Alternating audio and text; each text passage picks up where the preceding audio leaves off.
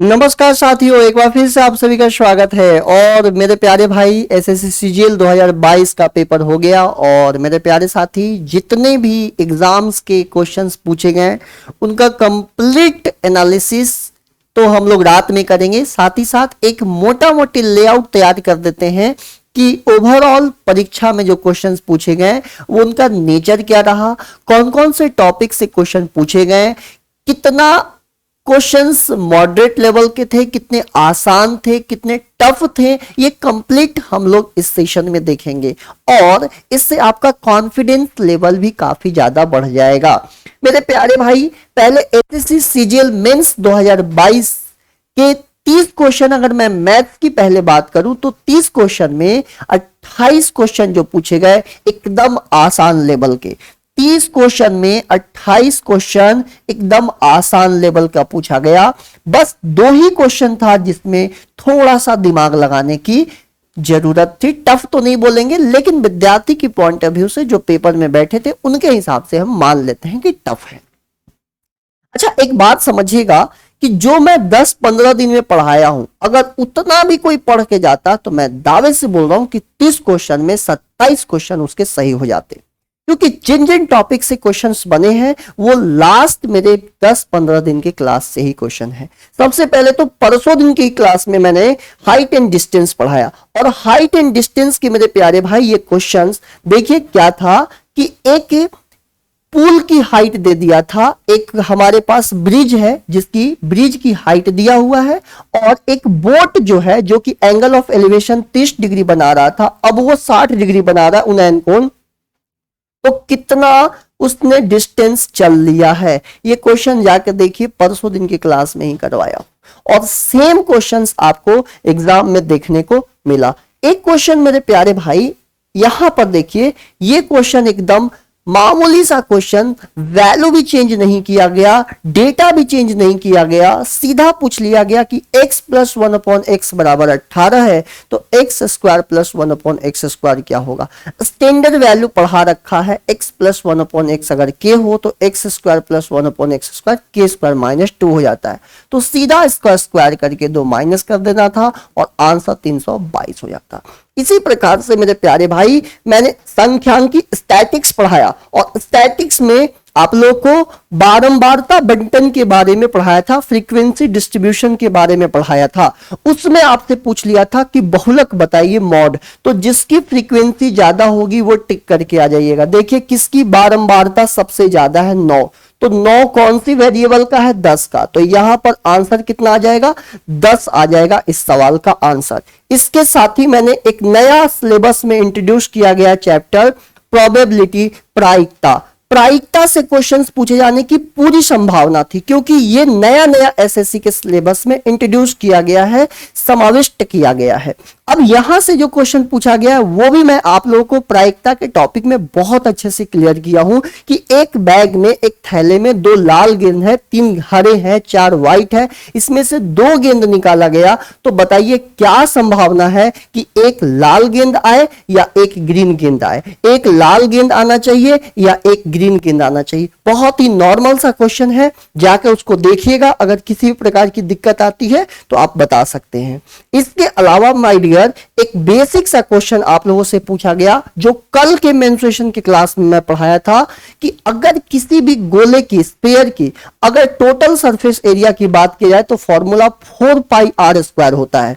Question में था कि अगर रेडियस को 25% डिक्रीज किया जाए तो टोटल सरफेस एरिया में क्या चेंज आएगा। तो 25% 1/4 हो गया, 4 से 1 घट के 3, 4 से 1 घट के 3, और इस प्रकार से 16 से 9 बन गया, 7 की कमी आ गई 16 पे, इंटू 100 कर दीजिए। इस प्रकार से आपका आंसर आ जाएगा।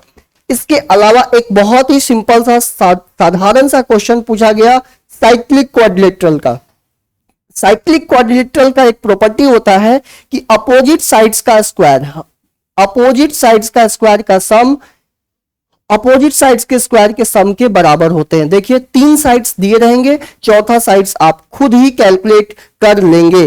बोर्ड मास से क्वेश्चंस देखने को मिला। साथ ही एक बोर्ड मास बहुत ही सिंप्लीफिकेशन का एक बहुत ही साधारण सा कंसेप्ट है। यहां पर क्वेश्चंस थोड़े से बड़े पूछे जा सकते हैं, लेकिन मेरे प्यारे भाई फिर भी इसके बावजूद भी सवाल जो पूछे गए बहुत ही नॉर्मल पूछा गया।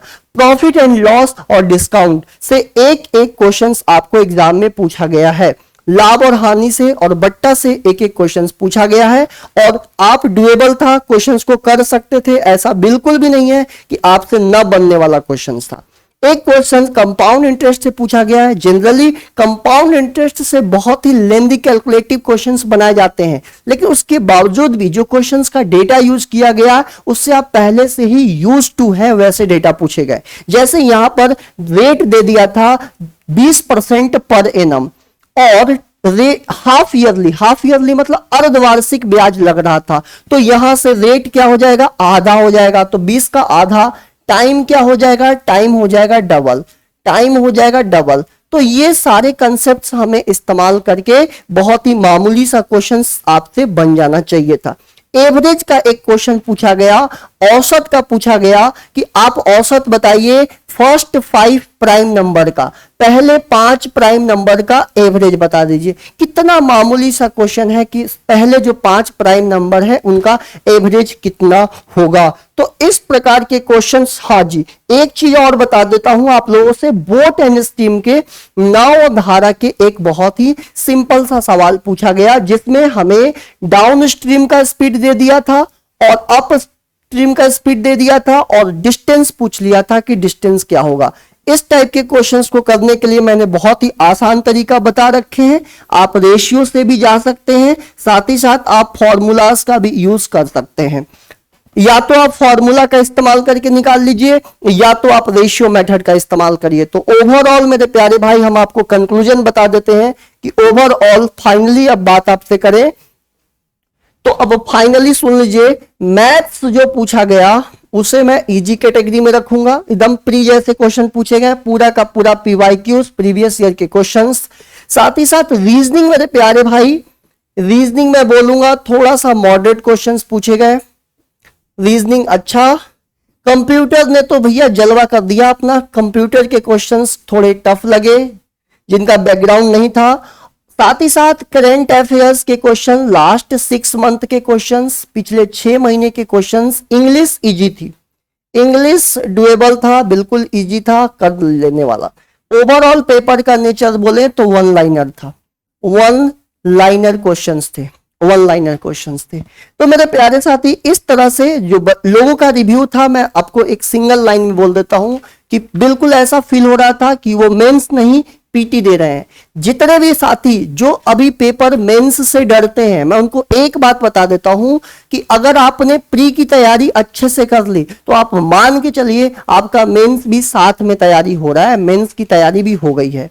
कोई अलग नहीं है, कोई अलग नहीं, बस इतना सा अलग होने का कारण है कि वहां पर लोग बहुत ज्यादा तादाद में बैठते हैं, यहां पर फिल्टर लोग बैठते हैं। तो होता क्या है, जो पीटी निकाल के विद्यार्थी आते हैं वो थोड़े क्रीमी लेयर के होते हैं। तो होता यहां पर है, यहाँ फिल्टर्ड लोग होते हैं, तो यहां पर हमें एक एक नंबर के लिए जंग करनी पड़ती है। लेकिन पीटी में क्या होता है, बहुत मास एक साथ बैठते हैं, तो वहां पर हमें पेपर में पीटी निकालना थोड़ा सा आसान हो जाता है, क्योंकि काफी ज्यादा लोग होते हैं। तो इसलिए पीटी और मेंस एग्जाम को लेकर आप बहुत ज्यादा पैनिक मत होया करिए। अगर आप प्रीलिम्स की तैयारी अच्छे से कर रहे हैं तो आप सब इतना दिमाग में फिट कर लीजिए कि आप मेंस के लिए 80% तैयार है। बस आपको फिल्टर्ड स्टडी करनी है, वही फिल्टर्ड स्टडी जो कि 20% बच रहा है। तो ऑल द बेस्ट, इसी तरह से आगे बढ़ते रहिए। और जिन्होंने ये क्वेश्चंस की पूरी सारांश हम तक पहुंचाई है, ऑल द बेस्ट, आप पेपर में बहुत अच्छा करेंगे और इसी तरह से आप आगे बढ़ते रहिए। और आपने तो अभी एनटीपीसी भी निकाल रखा है, लेवल 5 लेवल 6 आपके निकले हुए थे, बहुत अच्छा किए हैं। ऐसे आगे बढ़ते रहिए। और ऐसे बहुत सारे अभ्यर्थी हैं जो कि हमारे मेंस सीजीएल दे रहे हैं इस बार 22 वाला।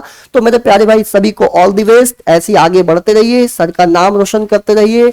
और मेरे प्यारे साथी इसी प्रकार से आप लोग आगे बढ़ते रहिए, खुश रहिए, मस्त रहिए। जो नए अभ्यर्थी हैं उनको भी मैं अपने तरफ से यही संदेश देना चाहूंगा कि पीटी और मेंस को अलग तैयारी नहीं होता है, एक बार कॉमन तैयारी होती है। एक बार कॉमन तैयारी करिए, उसके बाद आप पीटी अगर देने लग गए, प्रीलिम्स अच्छे होने लगे तो मेंस आप ही अच्छा होगा। Thank you so much. मिलते हैं रात में पूरी कंप्लीट एनालिसिस के साथ।